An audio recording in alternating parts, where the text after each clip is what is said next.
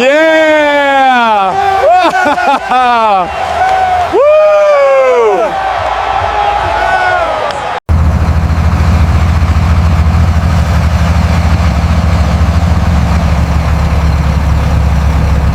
On a cold March evening in 1983, the small town of Clearwater, Manitoba lit up with pride.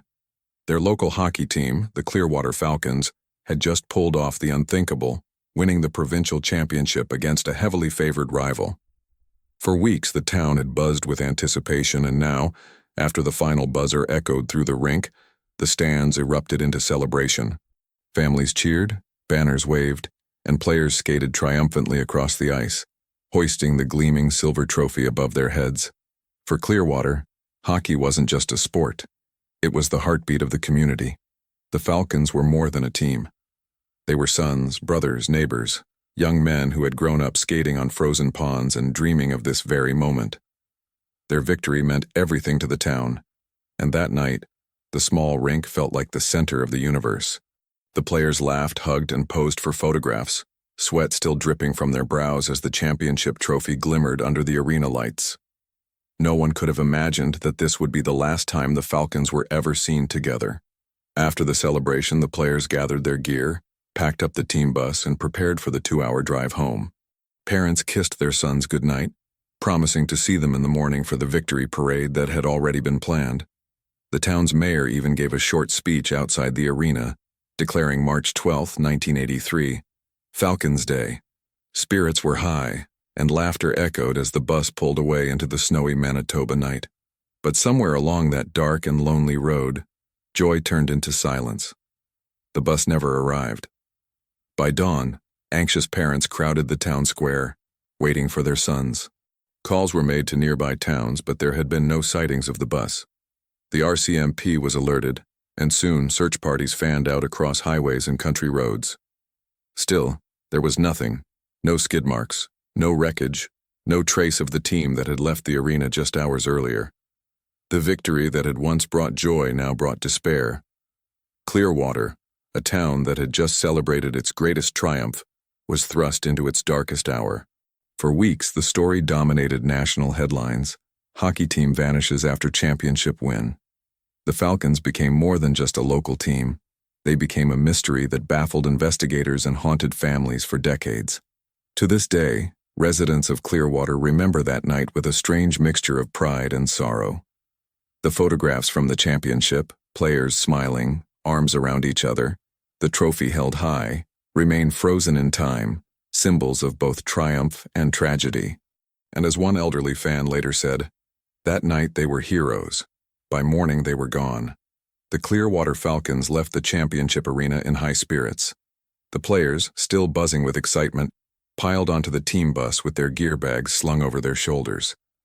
The silver trophy, polished and gleaming, was carefully placed in the overhead rack, where it caught the dim glow of the bus lights. Snow was falling lightly outside, blanketing the Manitoba roads in a quiet stillness. It was late, but no one minded. Victory had made the night feel endless. As the bus rumbled out of town, the players sang songs, teased each other, and replayed moments from the game in loud, animated voices. The coach, a stern but kind-hearted man named Gordon Miller, sat near the front, smiling to himself as he watched his team celebrate. The driver, an experienced local named Harold Dean, kept his eyes on the road, navigating carefully as snowflakes danced across the windshield. The route home was straightforward, a 2-hour drive along Highway 14, cutting through farmland and stretches of forest before reaching Clearwater. It wasn't a treacherous road, but at night, in early spring, the conditions could change quickly. Ice patches formed without warning, and visibility could drop in an instant.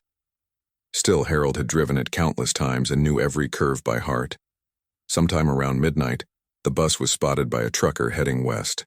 He later recalled waving at the driver and seeing the silhouettes of players moving inside. That would be the last confirmed sighting of the Clearwater Falcons.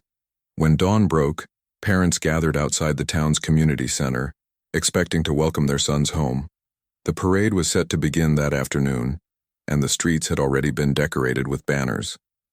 But as hours passed with no sign of the bus, worry replaced excitement. Calls to nearby towns and rest stops revealed nothing. The bus hadn't arrived anywhere, nor had there been any reports of accidents along the highway. The RCMP was quickly notified. Officers drove the length of the team's route, scanning ditches, bridges, and frozen ponds for signs of a crash. Helicopters flew overhead, while volunteers in trucks combed back roads, but not a single clue was found.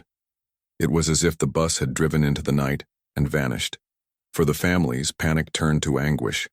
Mothers clutched their sons' photographs as fathers joined search parties determined to bring them home. The town, once alive with celebration, now held its breath in fear. The victory parade was canceled, replaced with prayer vigils. Theories began to swirl almost immediately. Some believed the bus had slid off an icy bridge into a river, sinking beneath the current. Others wondered if it had taken a wrong turn into the wilderness.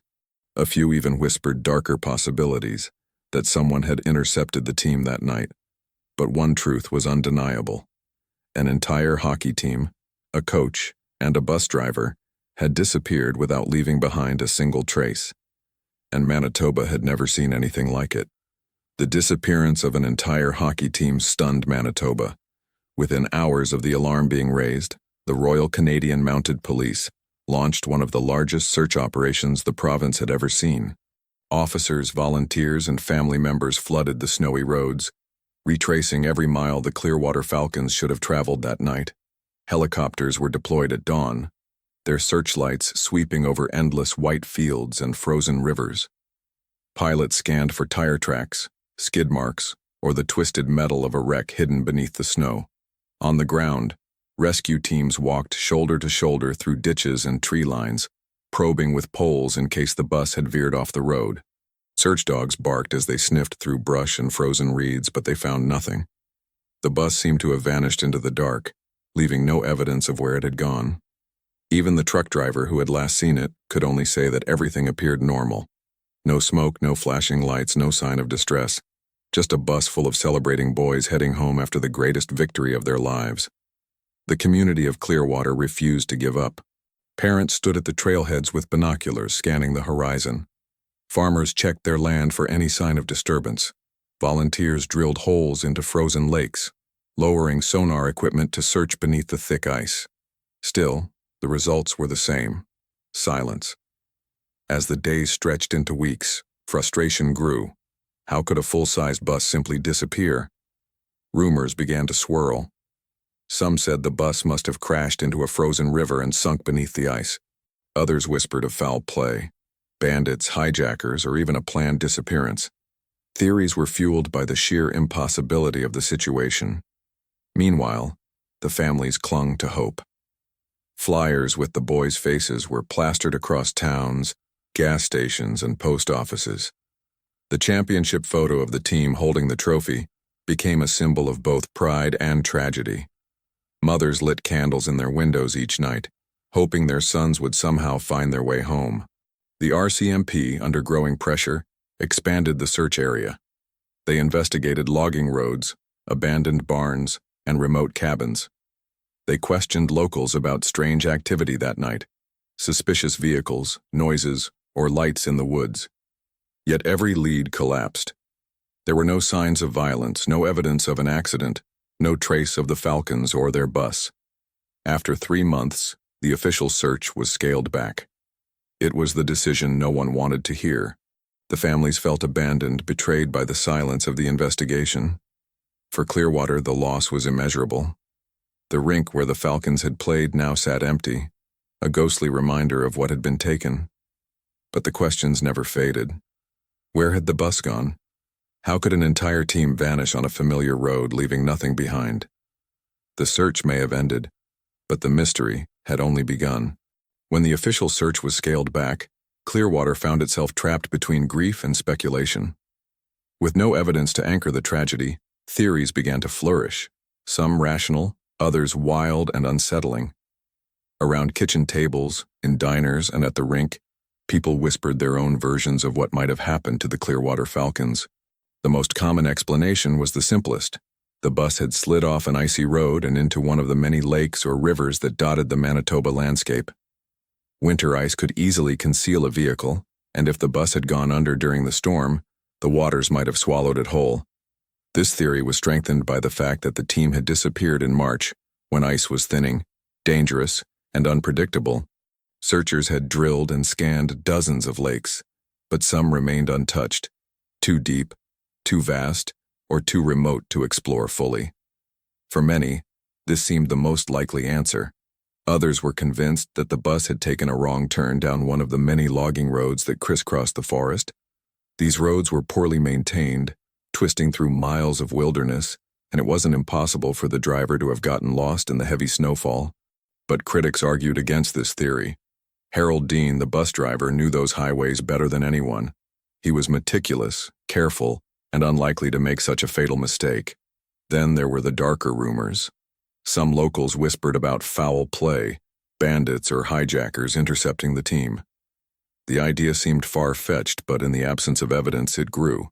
A few even believed the Falcons had witnessed something they weren't supposed to see on the road home, and that someone had silenced them to protect a secret.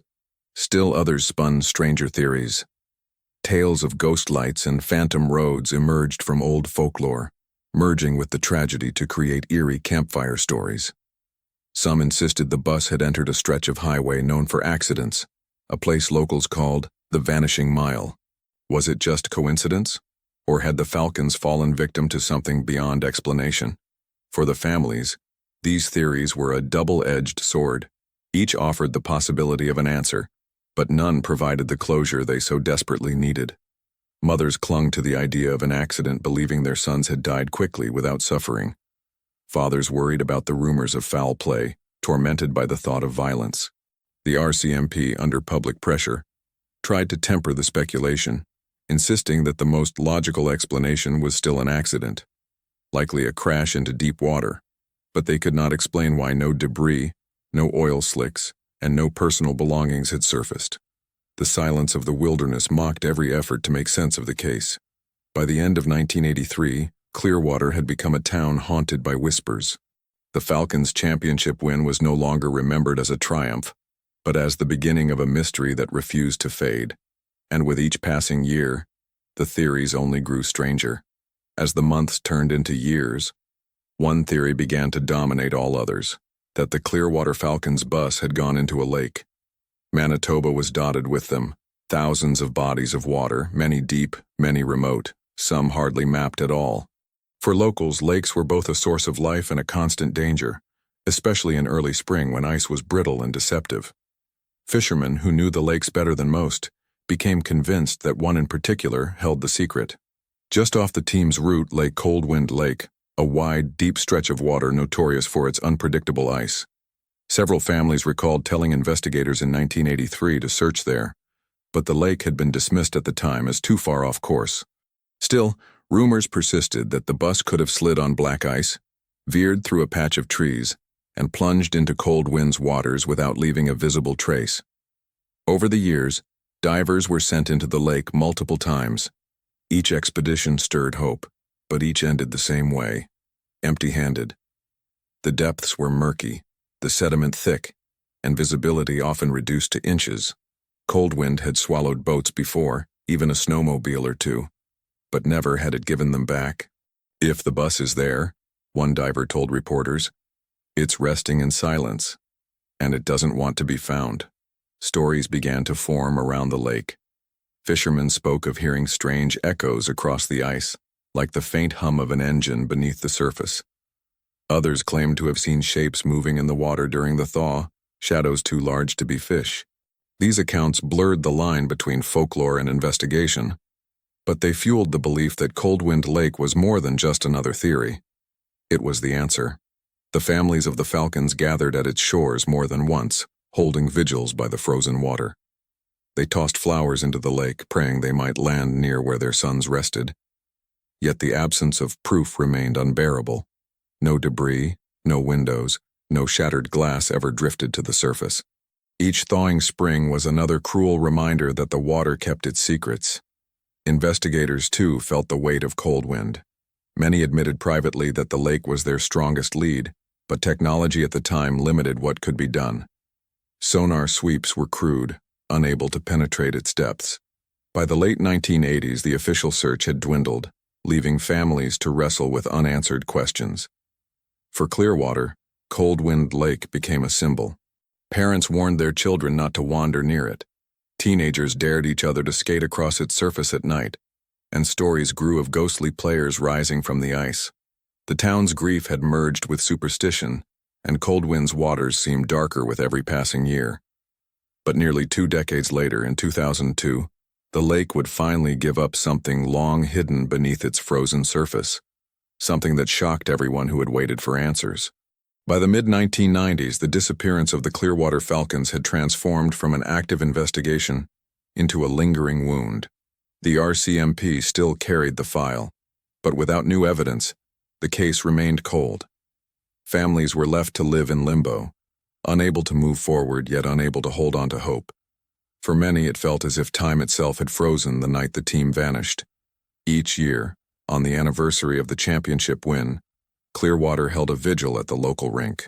Parents stood with candles in hand, photographs of their sons pressed against their chests. Coaches and teammates who hadn't been on the bus gave speeches, their voices trembling as they described the pride and joy of that final game. And each year, the unanswered question loomed heavier. Where are they? The rink, once filled with cheers, became a hollow place of mourning. Hockey games continued. New players skated across the ice, but the Falcons' banner hung above the arena like a ghost, its championship date a reminder of joy that had turned to tragedy overnight. Young players spoke of feeling pressure, as though they carried the weight of the missing team every time they laced their skates. Some families tried to keep their children's memories alive through scrapbooks and newspaper clippings, clinging to every photo and story. Others found it too painful, leaving bedrooms untouched, doors closed for nearly 2 decades. The silence of those rooms mirrored the silence of the investigation, still cold and unbearable. Theories continued to swirl in the town. Some insisted that Coldwind Lake was the team's grave, that the bus rested in its dark depths, preserved by the icy waters. Others remained convinced that foul play had been involved, that the boys had been taken, hidden, or silenced by someone who never wanted them found. The lack of evidence left room for every possibility, no matter how wild. National attention faded, but for Clearwater the case never left. Strangers passing through sometimes asked about the vanished team, treating it as legend rather than tragedy. For the families, this was salt in an open wound. Their sons weren't folklore. They were real, with lives, dreams, and futures that had been stolen away. By 2000, nearly 17 years had passed since the disappearance. Parents aged, some passing away without ever learning the fate of their children. The town's younger generation grew up hearing the story as if it were part of Manitoba's folklore, blending hockey, mystery, and grief into one haunting tale. But the silence of those years wasn't just grief. It was anticipation. Beneath Coldwind Lake, hidden under layers of ice and darkness, something waited. In 2002, that silence would finally break. A fisherman's accidental discovery would give Clearwater its first real clue in nearly 2 decades, one that would shock the entire country. It was the winter of 2002, nearly 19 years since the Clearwater Falcons had vanished without a trace. For most, the mystery had become a sorrowful legend, a story told in hushed tones at hockey games and around campfires. Few truly believed new evidence would ever surface, but fate had other plans. On a frigid January morning, a local fisherman named Robert McLean headed out onto Coldwind Lake. The ice was thick, the air bitter, and a pale sun reflected off the frozen surface. Robert had been fishing the lake for decades, unfazed by its eerie reputation. To him, it was simply a place to drop a line and pass the time.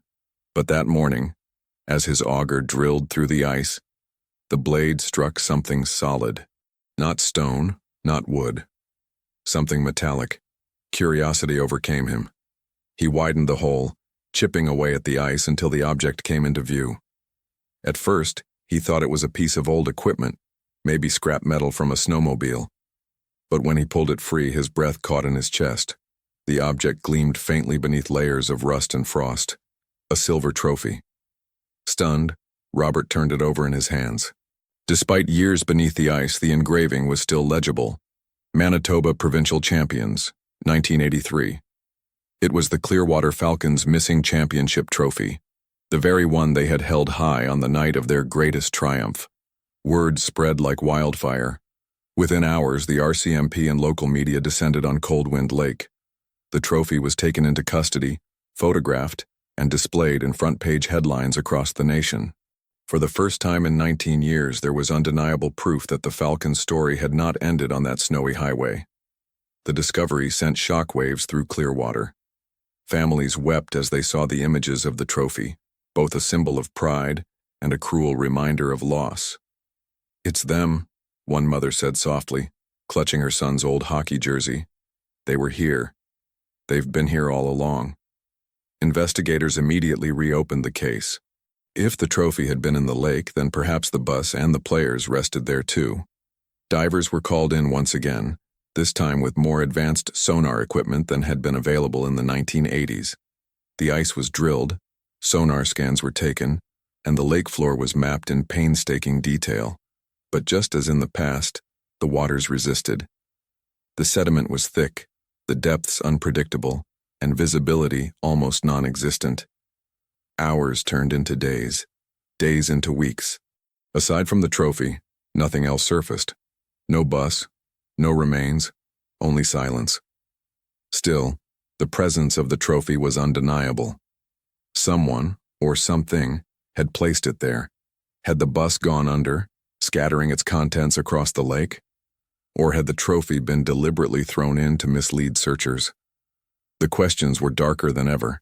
The discovery that promised answers had only deepened the mystery. The discovery of the Clearwater Falcons championship trophy in Coldwind Lake reopened wounds that had never healed, and reawakened an investigation many thought was long dead. For the RCMP, the trophy was not just a relic. It was evidence, physical proof that tied the team's fate to the lake everyone had suspected for nearly 2 decades.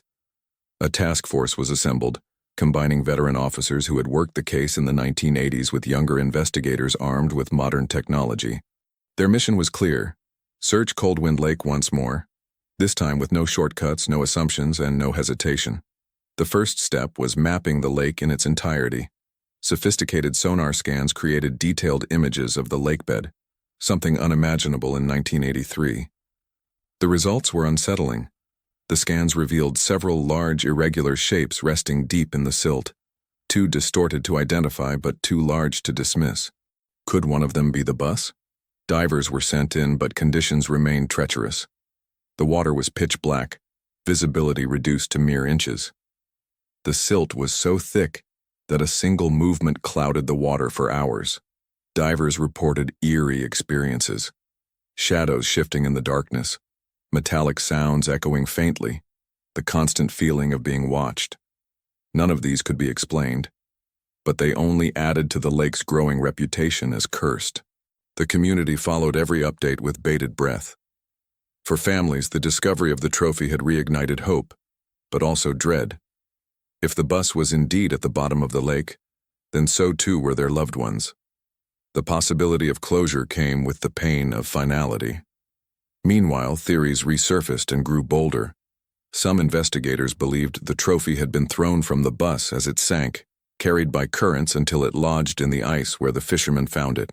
Others argued the opposite, that someone had placed it there deliberately, either to mark the team's resting place or to taunt those still searching.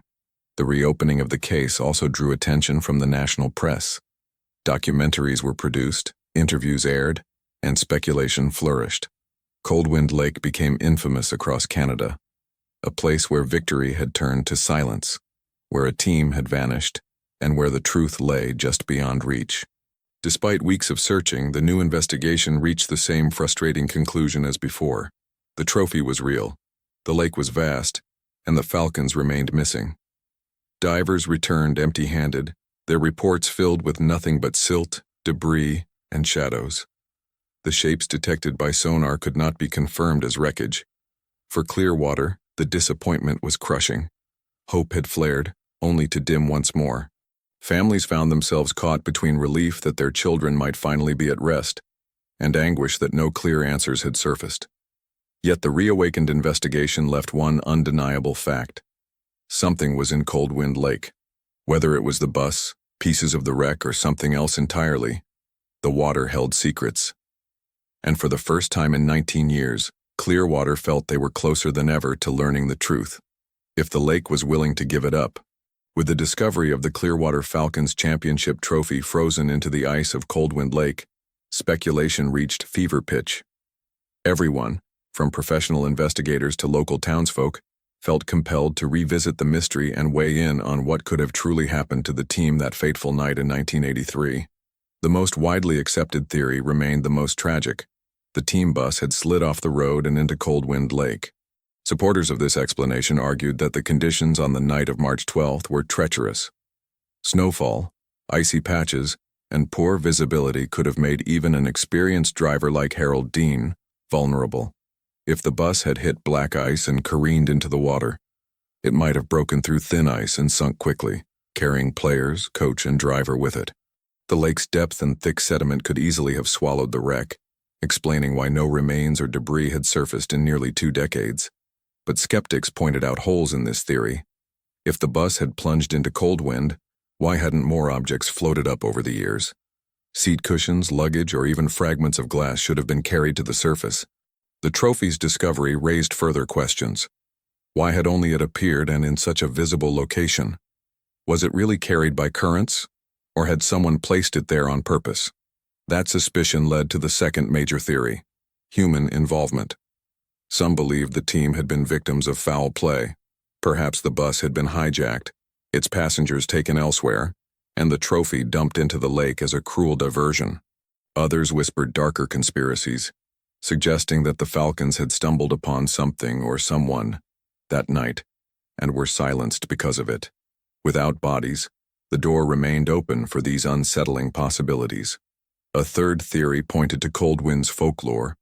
The lake had long been feared for its unpredictable ice, its strange sounds, and the stories told by fishermen of shadows moving beneath the surface. To some, the Falcons had become part of that legend, spirits swallowed by a cursed body of water that gave back only fragments of truth. It wasn't evidence, but in a town where grief lingered and answers never came, folklore filled the gaps. For the families, each theory was a torment. To accept the accident meant acknowledging their loved ones lay forever in the cold, unreachable depths. To believe in foul play meant imagining suffering far worse. And to entertain the idea of the supernatural was to step into a world of endless questions.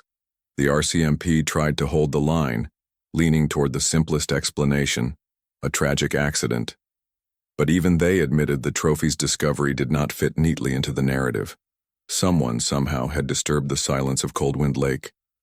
And as the 20th anniversary of the team's disappearance approached, the town of Clearwater braced itself. They wondered if the lake, after 19 years of silence, was finally ready to reveal the rest of its secret, or if the trophy would remain the only clue it ever allowed to surface. Nearly 2 decades after the Clearwater Falcons disappeared, the mystery remained unsolved. The discovery of the championship trophy in Coldwind Lake had reignited hope, but it had also deepened the pain. It was proof that the boys had been there, that their triumph and tragedy were forever bound to that frozen water. Yet beyond that single object, silence prevailed. For the families, closure never truly came. Some chose to believe that the bus lay at the bottom of Coldwind, buried under layers of silt, its windows still reflecting the frozen light. Others refused to accept that fate, clinging to the possibility, no matter how unlikely, that their sons had been taken elsewhere, their final story still untold. In either case, the uncertainty was unbearable. Parents grew old carrying that weight.